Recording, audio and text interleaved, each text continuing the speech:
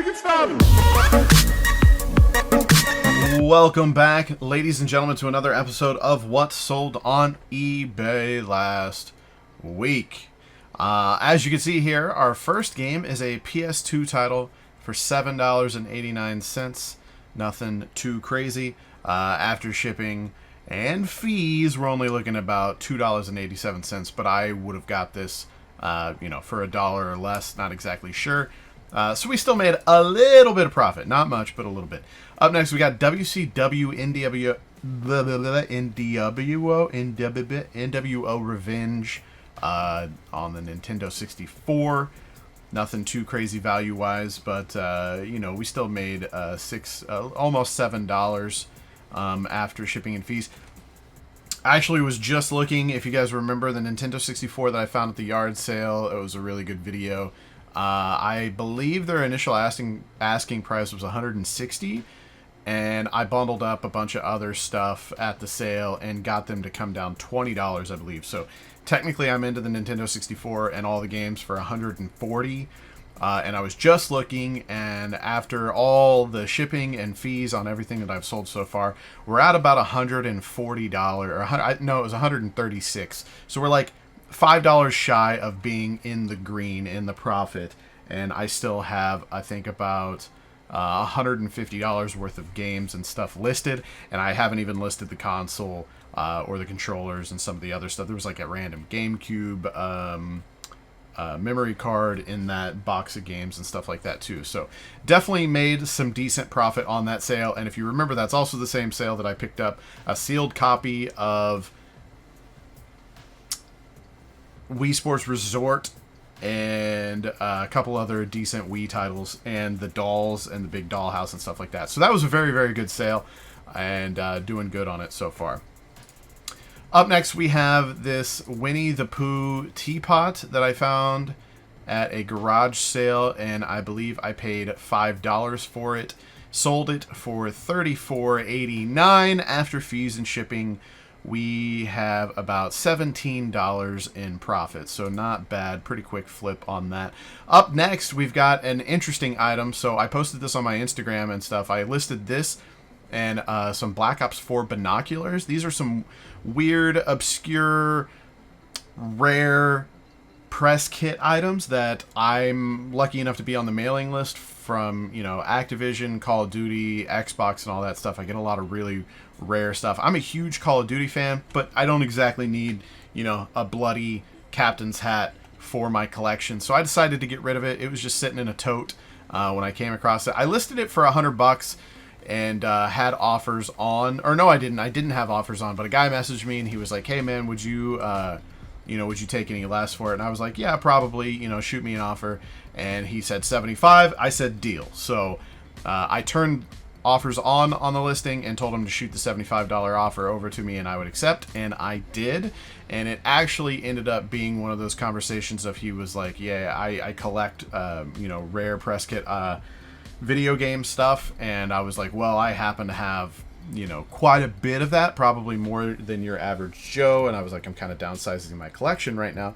So we're in the talks. I'm trying to go through my stuff and show him everything I have that I'm willing to get rid of. There's a lot of stuff that I'm keeping, but I am getting rid of a lot of it. So it might lead to further business with this guy. So it's always good when those little situations come along. So $60 after fees and shipping, and again, it was a free item to me, so $60 in my pocket, and one less thing to not clutter up all my collection behind me. And the crazy thing is, there's like 3 more shelves that way you guys can't see.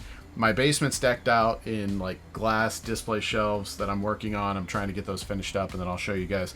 And then my wife and I also have like a joint office upstairs in the house for working inside, and there are a bunch of shelves full of stuff in there too. We have a lot of stuff, so that's why I'm downsizing. These rap CDs, I believe, if I'm not mistaken, I might have picked up a couple of them for $1. But I believe that these came from a sale. I came back on a Saturday after I had been there Friday, realized I missed a bunch of old rap and hip-hop, and a lot of times you can get really lucky in this category.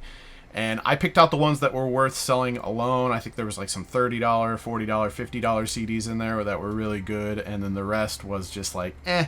And, but I believe I got them for 25 cents a piece. So I lotted it all up. There's 12 here, just for a cheap get rid of it price. And somebody picked it up. I think I actually, yeah, I shot out an offer. I had it listed for what, $24.89? Yeah, $24.89. I shot out an offer for $21.89, and somebody nabbed it up. Media Mail helped me a little bit on this, but after fees and shipping, we have about $13. So like I said, my average price was somewhere in between 25 cents and $1 per piece. So I made my money back and a little bit of profit. So, and I just needed to get rid of them. They weren't worth listing individually. This was like an old pair of Mizzou socks that are brand new. I think I remember picking these up at a yard sale. They had like a quarter sticker on them or something. Pretty cheap, maybe $1. I don't know.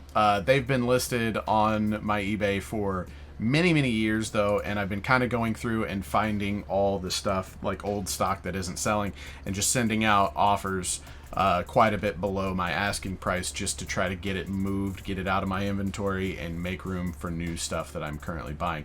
And as you can see, it was there's a little buyer's note here from Samuel. So thank you very much to Samuel. He said, "Hey, Ova Beans, I'll buy these socks. Thanks for being the man. Hashtag rip Roscoe."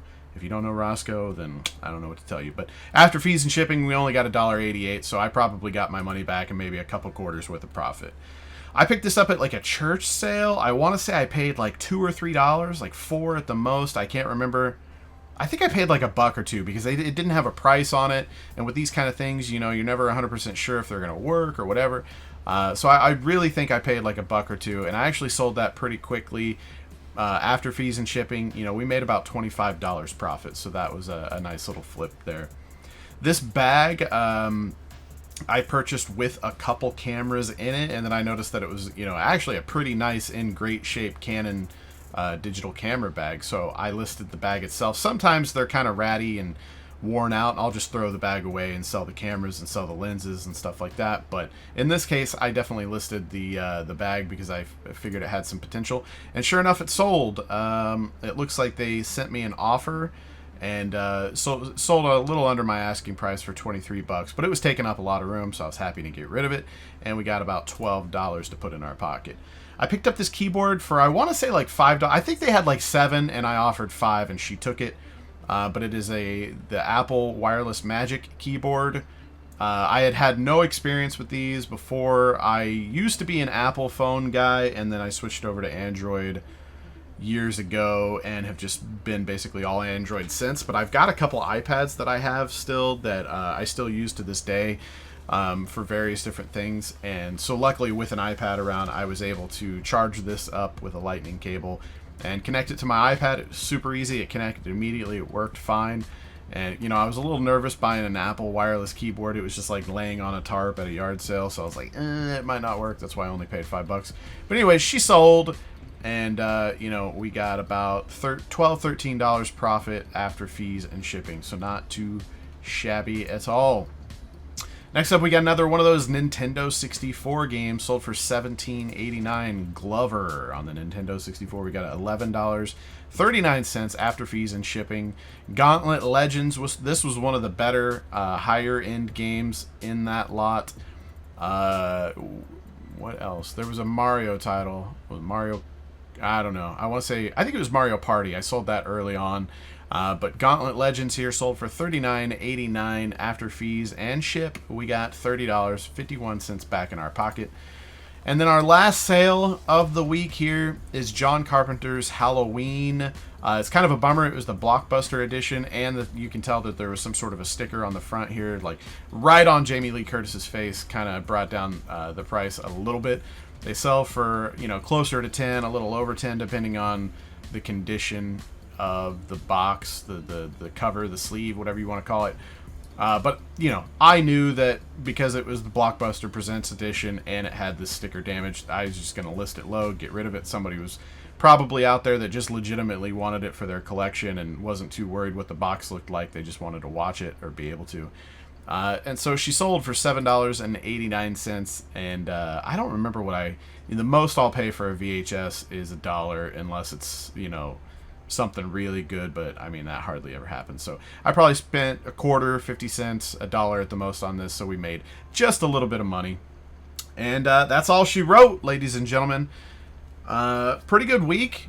The sales really popped off there for a day or two, and then the last couple days I haven't had any sales. eBay's been like that a lot lately. I'm still not listing quite as much as I'd like to be, so that would obviously make it better, but you know, we're chugging along. So thank you guys so much for watching. I hope you guys enjoyed these videos. If you do, please show it some love with a comment down below, maybe a like on the video, and make sure you ring that bell so you don't miss future content. If you're watching this video and you're not subscribed to my channel, please consider doing so. I love you guys. Thank you so much for watching. I'll see you on the next one. Bye-bye.